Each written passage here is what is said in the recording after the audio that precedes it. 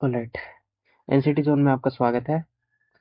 तो आज हम बात करने वाले हैं एनआईटी अगरतला का, जो हमारा एडमिशन प्रोसीजर जो रहता है। यानी कि हम ये आईटैप सीरीज हमने लॉन्च किया था, एनआईटी आईटैप सीरीज, आपको पता होगा इसके बारे में। ठीक है। मुझे नहीं लगता कि ये दिख रहा होगा, चलो कोई बात नहीं। अब आई थिंक विजिबल है। तो अ, चालू करते हैं फिर। तो एनसीटी जोन में आपका स्वागत है। देखिए, एनआईटी अगरतला का आईटेक का बीएससी बीएड का जो भी एलिजिबिलिटी क्राइटेरिया है, ठीक है, वो इस वीडियो में बात करने वाले हैं। और बाकी बात रही फीस की, तो वो भी बता दूंगा इस वीडियो में, बट वो अप्रोक्स रहेगा। बाकी मेरे जो और प्लेलिस्ट बने हुए हैं उसके जैसा नहीं रहेगा। मतलब कि मैं डिटेल में हर सेमेस्टर का फीस नहीं बता रहा हूँ, अप्रोक्सीमेट बता दूंगा कि फर्स्ट सेमेस्टर में कितना लगना है। बाकी इससे रिलेटेड जितने भी डॉक्यूमेंट्स हैं वो जिस जिस डेट को ये पब्लिश हो रहा है वीडियो, उस डेट के दिन में ये टेलीग्राम पे आपको पूरा डॉक्यूमेंट मिल जाएगा जहाँ से ये बनाया गया है। ठीक है, जिसके बेसिस पे ये वीडियो बन रहा है। तो एनआईटी अगरतला, ठीक है, बीएससी बीएड का कोर्स आप यहाँ पे कर सकते हो। 4 साल का इंटीग्रेटेड होता है यहाँ पे। और बात करते हैं मेरिट कैसी बनती है। तो देखो, एनसीटी 2026 का एग्जाम आप लोग दोगे, आपको पता है। ठीक है, एनसीटी 2026 का एग्जाम आपको देना पड़ेगा। और ये बेस्ड ऑन इसी के बेसिस पे होता है, एनसीटी के एग्जाम के बेसिस पे, यानी कि नेशनल कॉमन एंट्रेंस टेस्ट जो होता है एनसीटी, जो एनटीए द्वारा कंडक्ट करते हैं, उसके बेसिस पे होता है। और मेरिट लिस्ट बनती है उसी के बेसिस पे, जो आपके स्कोर आते हैं, परसेंटाइल आते हैं, या फिर जो भी नॉर्मलाइज आपका स्कोर होगा उसके बेसिस पे बनेगा। ठीक है, यानी कि स्कोर जो होगा आपका, उस बेसिस पे यहाँ पे मेरिट बनेगा। अब देखो, यहाँ पे सीट की बात कर लेते हैं, सीट कितनी रहने वाली है। तो यहाँ पे दो तरह से सीट बांटा गया है। एक होम स्टेट, जो जो होम कोटा जिनका लगेगा, और अदर स्टेट यानी कि बाहर वाले, ठीक है, दूसरे स्टेट वाले। जैसे कि आपको यहाँ पे मैं दिखा पा रहा हूँ, एनआईटी अगरतला है, तो अगरतला वालों का यहाँ पे होम स्टेट लगेगा। ठीक है, तो आप होम स्टेट में अगर हम देखें, होम स्टेट में, तो कोई एक सेकेंड, होम स्टेट में जो है 25 सीटें हैं यहाँ पे। ठीक है, एक सेकेंड, हाँ, 25 सीटें हैं यहाँ पे। 10 जो है हमारा ओपन कैटेगरी का है, और 8 जो है एसटी का है, और 4 जो है हमारा एससी का है, और एक जो सीट है वो है हमारी पीडब्ल्यूडी की। और दो जो सीटें हैं वो है हमारी ईडब्ल्यूएस की, आई थिंक। हाँ, ईडब्ल्यूएस की। ठीक है, इसी तरह अदर अदर स्टेट में भी सेम ही है, सेम डिस्ट्रीब्यूशन है। बट यहाँ पे जो ओबीसी एनसीएल वालों का आपको सीट दिख रहा है, वो यहाँ पे है। यहाँ कुछ गलती होगी क्या? ये ओबीसी का होगा I think. SC ST, open, EWS, OBC NCL का 7 सीट है यहाँ पे, और 10 जो है ओपन का है। ये एक सेकंड में यहाँ पे एक पेज दिखाता हूँ आप लोगों को। ये सीट डिस्ट्रीब्यूशन का पेज है, आपको यहाँ पे दिख रहा होगा। इसी इसी के बेसिस पे आप समझ जाना। ठीक है, बाकी इसको आप चेकआउट कर सकते हो। बाकी इतना समझ लो कि 25-25 सीटें हैं। ठीक है, 25 होम कोटा और 25 जो है अदर स्टेट वालों का, यानी टोटल जो सीटें हैं यहाँ पे 50 है। ठीक है, यहाँ पे 50 सीटें हैं टोटल। तो देखो, एलिजिबिलिटी क्राइटेरिया के लिए बात करें तो यहाँ 12th का है। और एनसीटी का रूल जो है वो तो आपको पता ही होगा। फिर भी मैं ये 12th का यहाँ पे इमेज लगा देता हूँ, ये वाला देख लो। ठीक है, यहाँ पे लिखा हुआ है, यहाँ पे नहीं लिखा मैंने क्योंकि बहुत पढ़ा था। तो इसमें क्या क्या है कि फिजिक्स केमिस्ट्री मैथ आपके पास होना जरूरी है, और साथ ही साथ 50% एग्रीगेट आपके पास होने चाहिए, मार्क्स जो होगा 50% एग्रीगेट मार्क्स होना चाहिए 12th में बेसिकली। और और मैंडेटरी जो सब्जेक्ट है, फिजिक्स केमिस्ट्री मैथ, आपको लोगों को बता दिया, 50% एग्रीगेट होना चाहिए। फिजिक्स केमिस्ट्री मैथ बहुत जरूरी है, आपका होना जरूरी। मैथ वाले अलाउड है यहाँ पे।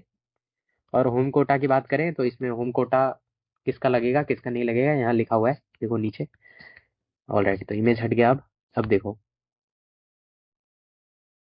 एक सेकेंड, स्क्रीन काम नहीं कर रही। ऑलराइट, तो एलिजिबिलिटी क्राइटेरिया का यहाँ पे आप लोगों को दिखेगा, स्टेट एलिजिबिलिटी। जहाँ आपने 12th किया, फर्स्ट जहाँ आपने 12th दिया है वही आपका स्टेट हो जाएगा।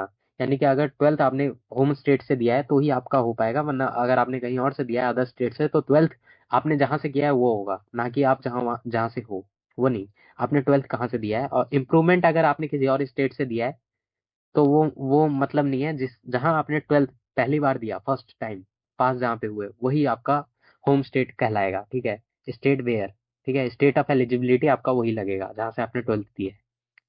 ठीक है, ये काफ़ी अच्छी बात है वैसे होम स्टेट वालों को। सिलेक्शन प्रोसीजर की बात करें तो यहाँ अप्लाई करना पड़ता है पहले। अप्लाई करने के लिए 500 या 1000 रुपये लगते हैं, जो भी लगता है अभी मैं दिखाता हूँ आप लोगों को। उसके बाद वेरिफिकेशन होता है, आप जो डॉक्यूमेंट्स वगैरह यहाँ अपलोड करोगे उसका वेरीफाई होगा। वेरीफाई होने के बाद मेरिट लिस्ट बनेगा, ठीक है। मेरिट लिस्ट बनने के बाद अगर आपका मेरिट में नाम आता है तो आपको ज्वाइन करने का ऑप्शन मिल जाता है, आपको फी पेमेंट वगैरह करना पड़ता है, फिर ज्वाइन कर लेते हो आप लोग, ठीक है।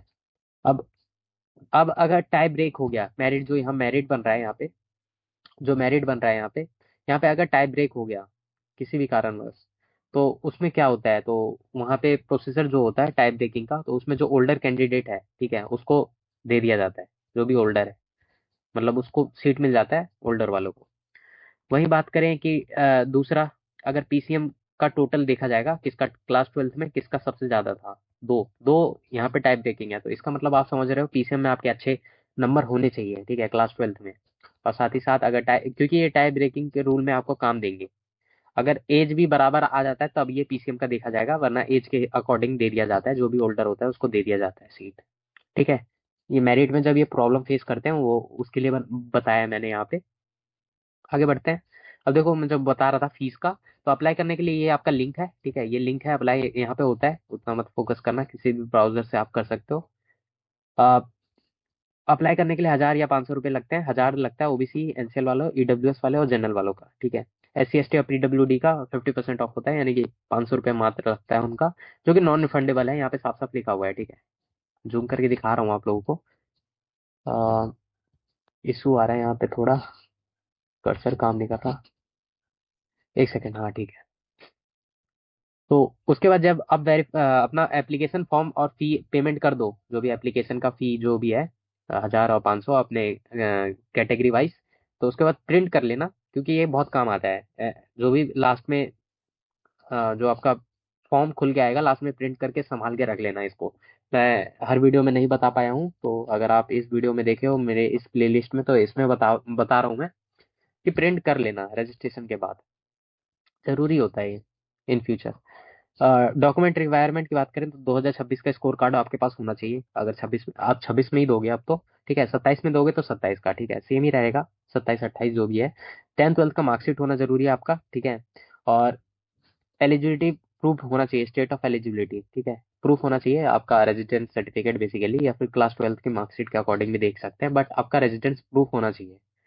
उसके बाद कैटेगरी सर्टिफिकेट की बात करें तो आपका ओबीसी एनसीएल और ईडब्ल्यूएस, इनका डेट जरूरी है कि 1 अप्रैल 2026 के बाद का होना चाहिए, इस डेट या इसके बाद का, ठीक है, इसके बाद का, ठीक है, ठीक है, 1 अप्रैल के बाद बनना चाहिए आपका डॉक्यूमेंट जो भी है।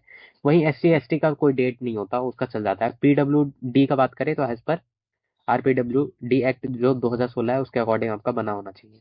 अब देखो स्पेशल केसेस में जैसे महाराष्ट्र का कास्ट वैलिडिटी, ठीक है, वो चेक करेंगे, ठीक है, तमिलनाडु का RDO सर्टिफिकेट चेक किया जाएगा, ठीक है, स्पेशल केसेस हैं ये सर्टिफिकेट में, जो कैटेगरी सर्टिफिकेट होता है, जैसे महाराष्ट्र और तमिलनाडु का यहाँ पे मेंशन कर रखा है, ठीक है। वो थोड़ा जूम करके भी दिखा दे रहा हूँ, अगर छोटा है ज़्यादा लग रहा है आप लोगों को तो। एक्सपेक्टेड टाइमलाइन की बात करें तो रजिस्ट्रेशन कब से स्टार्ट हो सकते हैं इस कॉलेज के लिए, यानी कि इस NIT के लिए, तो NIT अगरतला का जो लेट जुलाई में ऑलमोस्ट स्टार्ट कर देता है, काफ़ी लेट किया था इसने इस बार, और हो सकता है कि लेट जुलाई में स्टार्ट कर दे, और मिड अगस्त तक एप्लीकेशन जो है क्लोज हो जाता है, 15 दिन का टाइम देते हैं ये लोग, 15 से कम ही देंगे मोस्ट प्रोबेबली। और लेट अगस्त तक आपका सिलेक्शन लिस्ट आ जाता है, यानी कि अगस्त के लास्ट वीक से पहले पहले आ जाता है। और क्लास बिगिन हो जाता है यहाँ सितंबर 1 लिखा है, लेकिन हो सकता है कि अगस्त में ही करे, ठीक है, 15 अगस्त से पहले कभी कभी होने लगते हैं स्टार्ट, तो क्लास बिगिन होने लगता है, लेकिन फिजिकल रिपोर्टिंग भी तभी करना पड़ता है आप लोगों को जब क्लास बिगिन हो जाता है, उस समय फिजिकल रिपोर्टिंग में आपको डॉक्यूमेंट्स वगैरह सब चीज़ देना पड़ता है। और फिजिकल रिपोर्टिंग का अगर डेट मैं एक्सपेक्टेड बताऊं तो वो 27 से लेकर 29 अगस्त तक हो सकता है 2026 का, ठीक है, जिसमें आपको सारे डॉक्यूमेंट्स वगैरह देने पड़ते हैं, जो भी आपने ऑनलाइन रजिस्ट्रेशन करते समय दिया था, आपका कास्ट सर्टिफिकेट से लेकर क्लास 12th और 10th, आधार कार्ड, जो भी है एक्स्ट्रा चीज़ें, वो सारी चीज़ें।